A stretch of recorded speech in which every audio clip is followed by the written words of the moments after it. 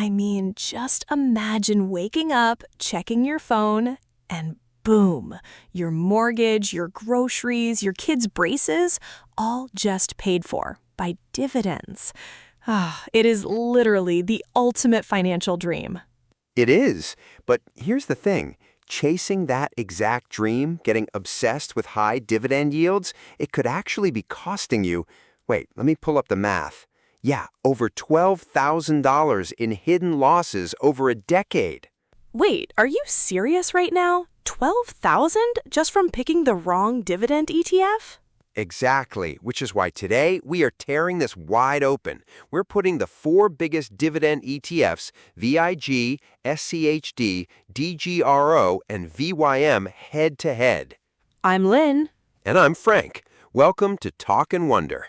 We create easy-to-understand whiteboard animations covering family finance, investing, passive income, and debt management.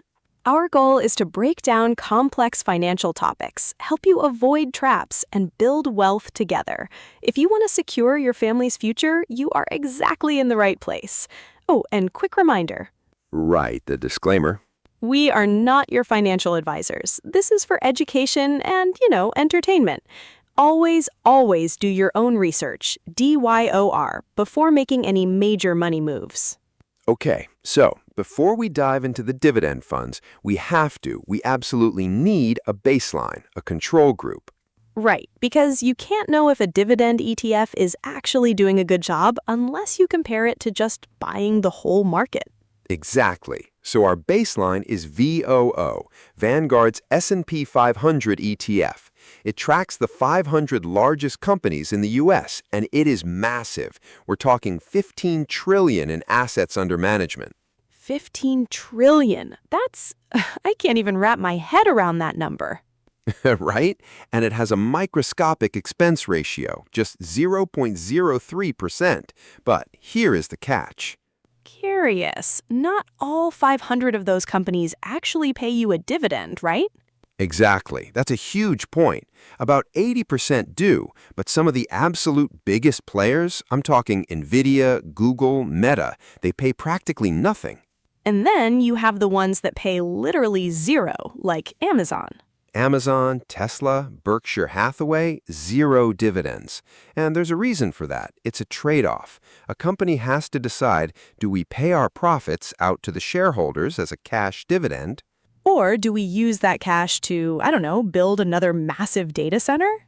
Yes, exactly, to fund growth. They reinvest it into themselves.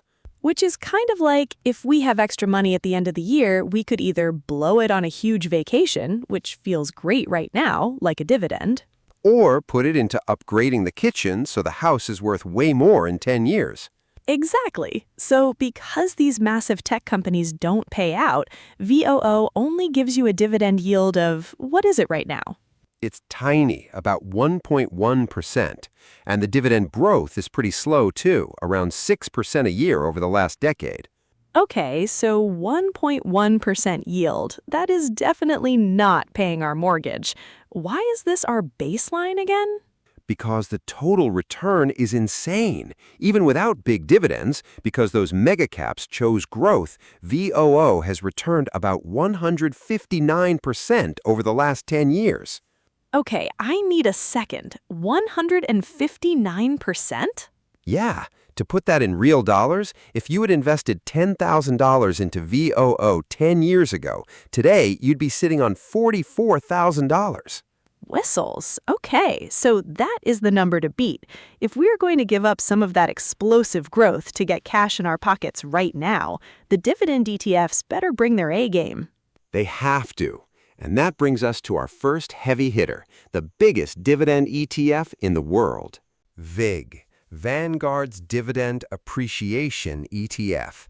It was launched back in 2006, and it's huge. $100 billion in total assets. Okay, so since it has the Vanguard name on it, I'm assuming it's cheap? Dirt cheap. An expense ratio of just 0.05%. Love that for us. But what is the actual yield? Because VOO was only giving us that tiny 1.1%. Right. So as of the start of 2026, VIG is offering a yield of 1.6%. Okay, 1.6. I mean, it's about 50% better than the baseline, but still, it's not exactly quit your day job money. No, it's not. But the key word in the name is appreciation. It prioritizes companies that have a history of actually growing their dividends. So, over the last 10 years, VIG's dividend has grown about 8% per year. Which definitely beats VOO's 6%. It does, but, and here is the massive red flag we were talking about earlier, because VIG filters for dividend payers, it naturally excludes some of those aggressive, massive growth companies. Okay, skip to the bottom line. What does that actually look like for our $10,000 experiment? Well, the total return for VIG over the last decade is about 141%, meaning your 10 grand is now $37,000. Okay, Frank, stop. 37,000? Yeah. But VOO is 44,000. That is a $7,000 difference. We're literally leaving 7 grand on the table just to get a slightly better dividend. Why would anyone in their right mind do that? Because of the sleep well at night factor. Look, VIG is mathematically a smoother ride. Define smoother ride, because that sounds like a financial advisor buzzword for making less money. That's actually fair. Okay, imagine a massive market crash. The worst drawdown for VOO recently was negative 43%. Oh, God, I remember that feeling. Just opening the brokerage app, seeing all that red, and wanting to throw my phone into the ocean. Exactly. But VIG's worst drawdown during the exact same panic, only negative 31%. Okay. I mean, losing 31% still hurts a lot. It does, but companies that pay consistent dividends, they tend to be established, mature, cash-rich businesses. They just don't swing as violently as the market in general. Ah, so that 12% difference in the drop, that is basically the difference between us having a really stressful dinner conversation versus us actually panicking and selling everything at the absolute bottom. Boom, exactly. You're essentially trading that $7,000 in maximum upside for an emotional insurance policy. It's the ultimate defensive play. I get it. I do.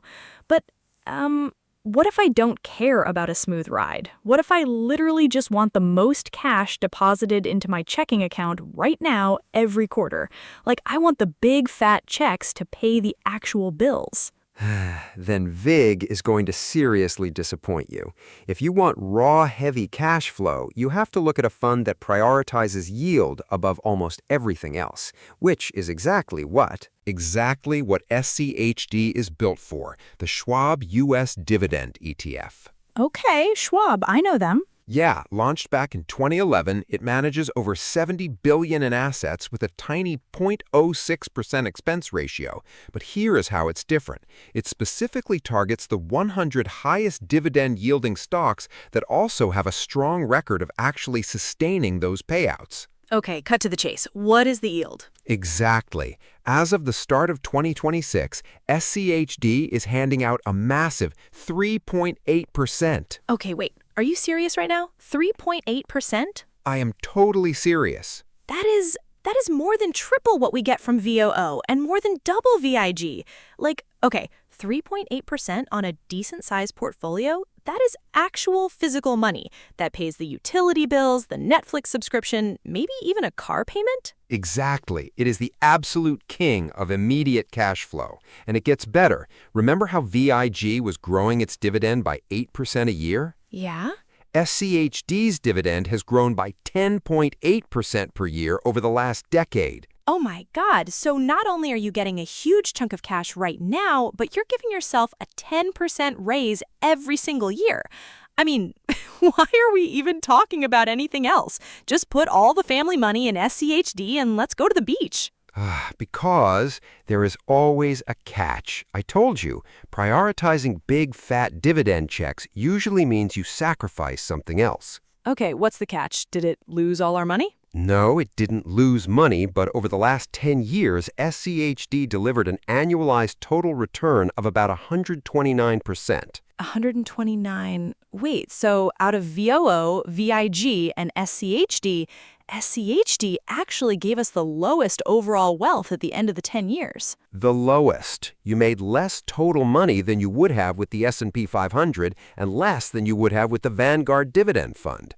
So it's basically the eat your marshmallow now fund. You get the cash today, but you give up the massive compound growth for tomorrow. Exactly. And this is the part that actually shocked me. Just because you're buying these so-called stable high-yield companies doesn't mean you get a smooth ride. Wait, but you just said with VIG, dividend stocks are less volatile. Most of the time, but SCHD is heavily concentrated in just 100 specific high-yield stocks.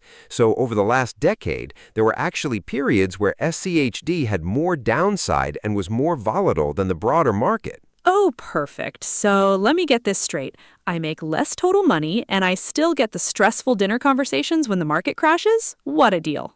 Well, when you put it like that, but seriously, SCHD is perfect for a very specific type of family. If you're retired or you absolutely need your portfolio to generate cash right this second to survive, and you do not care about maximizing a 10-year horizon, it's a solid choice. Okay, I get it. It's a tool. But Frank, what if I'm, greedy? Like, what if I want a better yield than the S&P 500, but I still want to keep up with that massive total return? Is there a middle ground, or is that just a unicorn? DGRO. DGRO? That sounds like, I don't know, a lawn fertilizer or something. No, it's the iShares Core Dividend Growth ETF, launched in 2014. Now, this one focuses specifically on companies that consistently grow their dividends over time, but, and this is crucial, they must have a sustainable payout ratio. Meaning they aren't borrowing money just to pay us the dividend, which is basically a Ponzi scheme. Exactly. They can actually afford it. It's got about $40 billion in assets, but it does have the highest expense ratio on our list so far. Okay, hit me. How much? 0.08%. Oh, Frank, stop.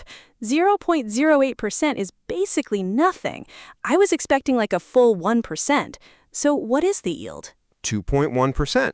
Okay, 2.1. So it's almost double our VOO baseline, but definitely not the 3.8% cash cow that SCHD was. Right, but remember how SCHD gave you a 10.8% dividend raise every year? Yeah, the annual raise. DGRO beats it. Its dividend has grown by 11% annually over the last 10 years. It is literally the fastest dividend growth rate out of all the funds we've looked at today. Impressive. Okay, I see you, DGRO. But you know what I'm going to ask next. Do not hide the total return from me. What happened to our overall wealth? This is the best part. Over the last decade, DGRO delivered an annualized total return of about 142%. Wait, VIG was 141, SCHD was 129. Wait, so it beat the other dividend funds? It did. It is actually the highest total return when compared to all the other dividend ETFs on this list. It still lags behind the raw power of the S&P 500, but it's close. Wow, okay, so it really is the unicorn. It's like the overachieving middle child of ETFs. It gives you a decent yield today, the fastest dividend growth for tomorrow, and it doesn't totally tank your overall portfolio value. Exactly. It's the ultimate balance fund. There has to be a catch. What about the stress test? Does it protect us when the market crashes? Well, no, not really. If you look at the volatility over the last decade, DGRO has essentially been just as volatile as the S&P 500. Ah, so we are still having the stressful dinner conversation. Yes, you are still sweating at the dinner table. There have been tiny periods where it was slightly less volatile, but basically you are riding the market roller coaster. You know what, though? For a family that is, say, in their 30s or 40s, we don't necessarily need the ultimate safety net yet. We have time. So if we want a higher than average yield to maybe help fund a kid's college account down the road, but we still want to keep up with the market's overall return, DGRO actually makes a ton of sense. It really does. But look, I know a lot of our viewers are hardcore Vanguard loyalists. They refuse to buy iShares or Schwab. They just want the Vanguard logo on everything. Smiling, brand loyalty is a real thing. So does Vanguard have an answer to SCHD, like a high-yield option? They do, and, well, the numbers are going to shock you. Let's talk about VYM, the Vanguard High Dividend Yield ETF. As the name suggests, it targets companies with above-average dividend yields. And it actually excludes REITs, real estate investment trusts, from the portfolio. Okay, so this is Vanguard's heavyweight answer to SCHD. I'm assuming since it's Vanguard, it's been around forever and it's practically free? Exactly. Started way back in 2006, sitting on a massive $84 billion in assets with an expense ratio of just 0.06%. Classic Vanguard. So what is the yield? Did they beat SCHD?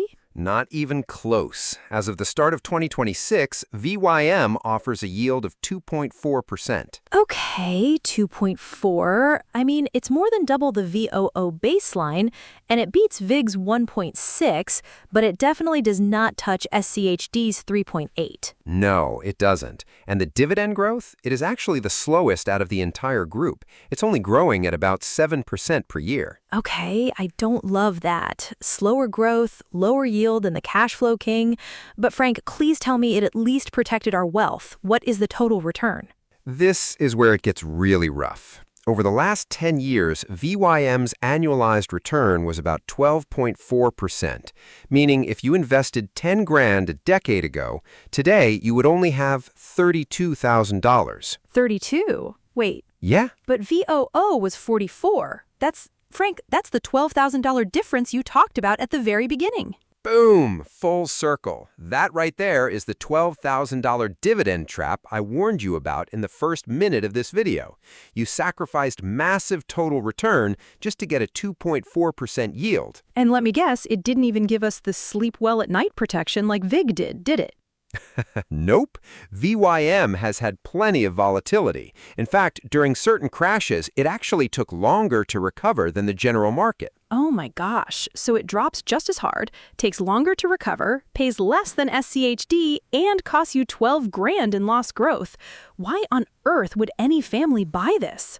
Honestly, it's really just for Vanguard investors who want massive, broad exposure to hundreds of dividend-paying companies, and they just want a slightly higher yield than VIG.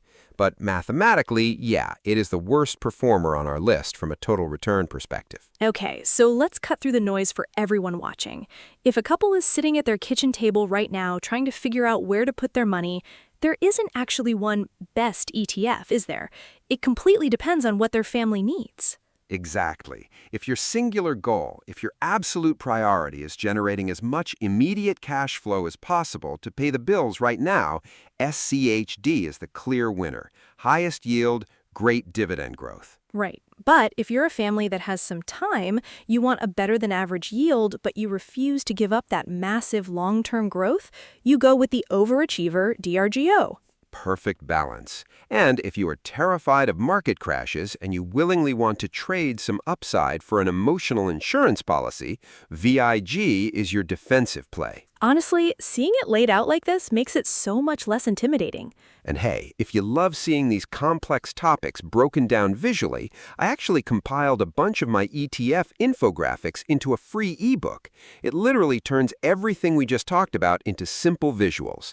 If you want it, just visit longtermmindset.co/ETF or hit the link in the description and I'll send it right to you. Yes, grab the ebook, but before you do that, we want to hear from you. Head down to the comments right now and tell us, based on where your family is at today, which of these 4 ETFs makes the most sense for you? Are you Team Cash Flow with SCHD or Team Growth with DRGO? Seriously, drop a comment. We read almost all of them, and we love seeing how different families tackle this stuff. Let's get the debate going down there. We will see you guys in the next one.